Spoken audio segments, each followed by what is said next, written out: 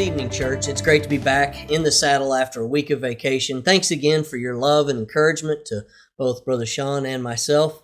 Let's jump into our update with a few prayer requests. Laverne Ragsdale got a great report on her biopsy. The report was all clear, which is great. Turl Ryan continues to improve, and they recently were able to remove some of the fluid from the hematoma that he's been suffering from, and some of his other wounds continue to heal. He's in good spirits. John Wheeler's oxygen numbers continue to improve, but he really needs some more improvement so that he can get off of the oxygen that he's currently on, and as he recovers from COVID. In addition to all of the requests that you're going to see on the screen, the Lord has also given us some new members over the past month. Eva Crum joined, as well as John and Terry Reynolds. And so I put those on the prayer list so that you would pray for them by name and pray that they would be welcomed into our church family, even during this time of COVID-19. It's a little bit difficult to do what we normally do, but pray that we can really be a church family to these new families. Don't forget to pray for our relaunching and rebooting of ministry here at Center Fork Baptist Church. We need God to help us with wisdom, maybe even you to help us with some ideas, and we're trying diligently to figure out the best way forward in the middle of all this COVID-19 mess that we're having to deal with. Also, continue to pray for the audio and video project that's happening in the sanctuary. Our sound man, that contractor that is doing the work for us, has started dropping off materials, and that work is going to begin soon. We're also going to plan to start the Sunday School Welcome Center and foyer update, and hopefully have some information about that in the coming month or so. So pray for that. Pray also for our finance team as they work on our 2021 budget, and we'll be presenting that to the church in the month of December. So lots to pray for, lots coming up as we try to finish this month strong. And as a way to encourage you in that, we had another solid week this Sunday with 137 in attendance.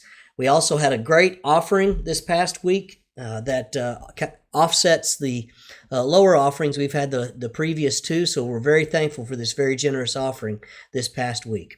So stop right now, take some time to lift these prayer requests up to the Lord and thank Him for all that He's doing for us.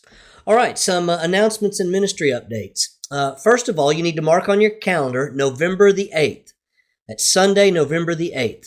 The director of the Arkansas State Mission Project, Brother Jeff Neely, will be here to give us an update on the work that the Arkansas State Mission Project is doing right here in the state of Arkansas. Now, this is one of the ministries and mission works that we support out of our mission fund. And one of the things this ministry does is help with building projects in the ABA of Arkansas. We made a commitment when we started the MBSF building project long before I got here, to do this building debt-free.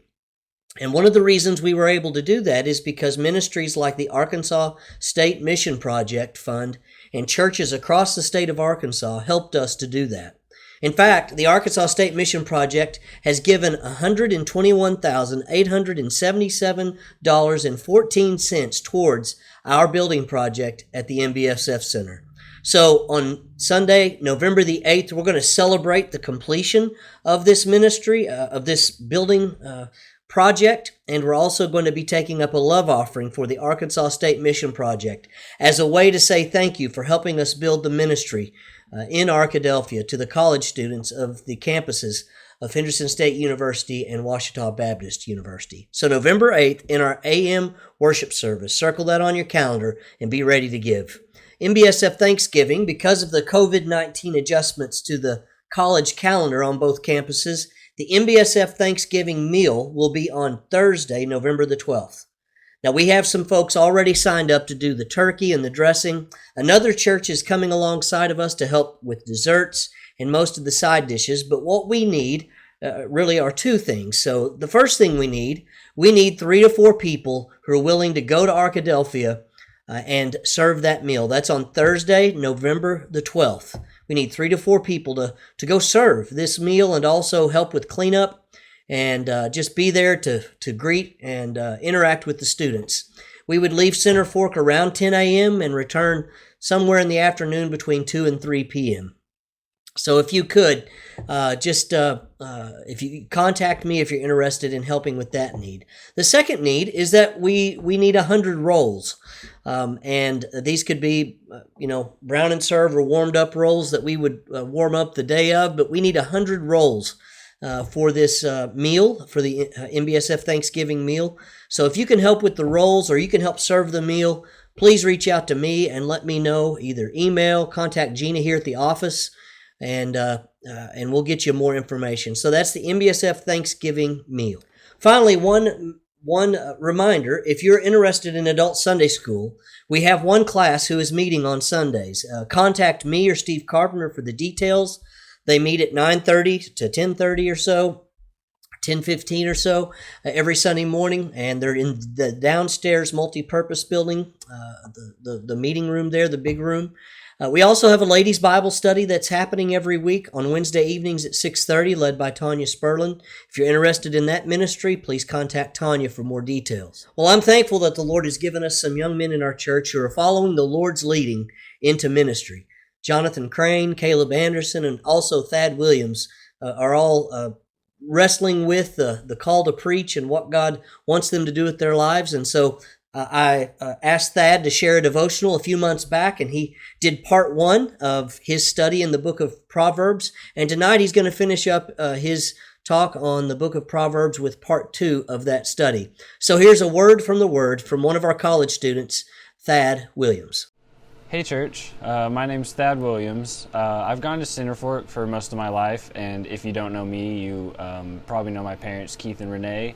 But I'm back here at college at Louisiana Tech University, but while I've been here, I've been working on reading some more into Proverbs, and there's some more things that I wanted to talk about with you guys from last time.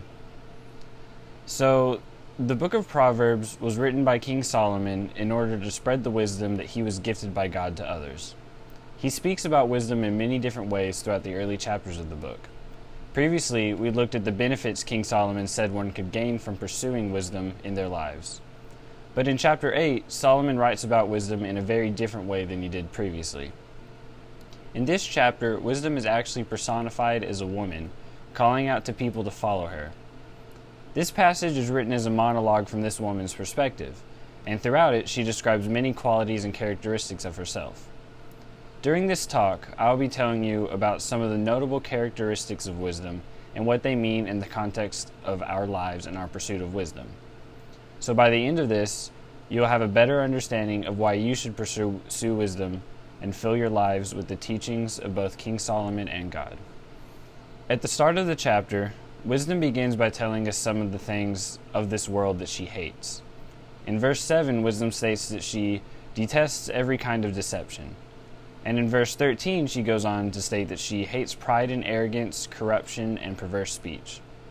So right off the bat, you get an idea of the part of wisdom character that hates sin. Through this, you are clearly able to understand what kinds of things you should avoid in your pursuit of wisdom. If you allow any kind of dishonesty, pride, or corruption into your lives, it will deter wisdom from coming to aid and guide you, due to the fact that she openly states that she detests these things. Verse 13 also reveals to us that all who fear the Lord will hate evil. It is because of this that wisdom hates these things as well. So these few verses have not only revealed that wisdom hates evil, but that they also fear the Lord. And if you want wisdom in your lives, you must also share these same characteristics. Further in the monologue, wisdom also reveals some of the attributes she has concerning knowledge and discernment. Verse 12 states, I, wisdom, live together with good judgment. I know where to discover knowledge and discernment. In this verse, you are able to see that one of wisdom's major characteristics is her possession of good judgment and knowledge. And not only the fact that she has them, but she knows where to find them. So what does this mean for you? Well, wisdom is telling you that if you allow her into your lives, she will share this knowledge with you. She knows how to obtain knowledge and discernment, so if you pursue her throughout your lives, she will lead you to it as well. We see this in verse 15 and 16 where she tells us that because of me, kings reign, and rulers make just decrees. Rulers lead with my help, and nobles make righteous judgments. This plainly tells us that those who follow wisdom will share in her knowledge and judgment, so that they can always make good decisions that benefit both themselves and others. This characteristic is further explored in other parts of this passage as well. For example, verse 17 states that, "I love all who love me. Those who search will surely find me." In yet another verse, we see that wisdom very plainly wants to share her knowledge with others. But this verse also expands on that and shows another attribute as well. The way wisdom talks about people throughout her monologue reveals that she is also extremely loving. We see that in verse 17 when she says that she loves those who love her, but also later on in verse 31 where she says, "How happy I was with the world he created. How I rejoiced with the human family." The language used throughout reveals that just as God loves you, wisdom also shares this quality. And if you love wisdom as well, she will share her knowledge with you, and we will all rejoice together. So we've looked at some of the personality of wisdom, but another important set of attributes we should look at are her origins. Verse 22 tells us, "The Lord formed wisdom from the beginning, before he created anything else." And the next few verses through 29 proceed to describe how wisdom was at God's side as he created everything in the universe from that point on. And verse 30 reveals that wisdom was the architect at his side. This part of the passage reveals many interesting features of wisdom. Most notably, it shows how important wisdom was to God when he created us. Before he even made the world, he took the time to create wisdom to help him design all of us. So if God cares that much about using wisdom to make decisions, then naturally you should as well. And if wisdom can help God create something as amazing as all of us, then you can surely do great things with it as well. All of the book of Proverbs serves to show the importance of wisdom and different ways we can pursue it.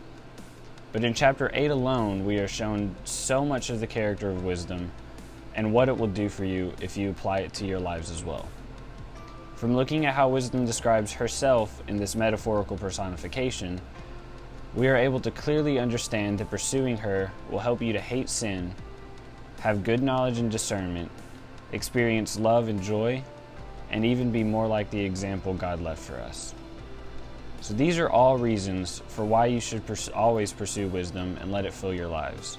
And as Proverbs 8:35 states, "For whoever finds me finds life and receives favors from the Lord." Thank you.